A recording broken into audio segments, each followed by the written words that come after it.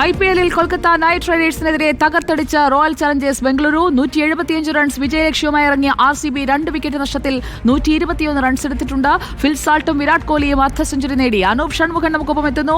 Good evening and welcome to news night. Anoop Shanmukhan, കളി എത്രത്തോളം ആവേശഭരിതമാണിപ്പോൾ? സുജയ, തീർച്ചയായിട്ടും ആവേശം തന്നെയാണ്. വിരാട് കോഹ്ലി കൂടി അർദ്ധ സെഞ്ചുറി നേടിയിരിക്കുന്നു. ഇതോടുകൂടി ബംഗളൂരിൻ്റെ 2 ഓപ്പണർമാരും അർദ്ധ സെഞ്ചുറി നേടി എന്നുള്ളതാണ് ഈ മത്സരത്തിന് സവിശേഷതയായി വരുന്നത്. 30 പന്തിൽ 53 റൺസിൽ എത്തി നിൽക്കുന്നു വിരാട് കോഹ്ലി. 4 ഫോറും 3 സിക്സറുകളും പായിച്ചു കഴിഞ്ഞു അദ്ദേഹം.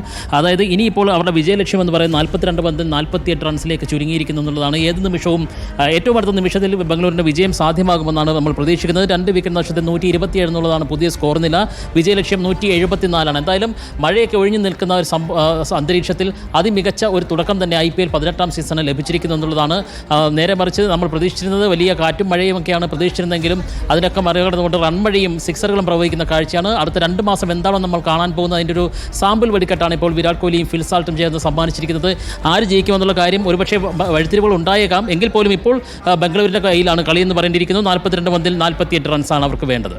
Okay, thank you Anoop Shanmughan. നമുക്ക് അപ്ഡേറ്റുകൾ പ്രേക്ഷകരിലേക്ക് എത്തിച്ചുകൊണ്ടേയിരിക്കാം. മഴ മാറി നിന്നു, റൺമഴ വന്നുകൊണ്ടേയിരിക്കുന്നു. ഈ വെടിക്കെട്ടിന്റെ അവസാനം എന്താ? ക്ലൈമാക്സിനെ കാത്തിരിക്കുക.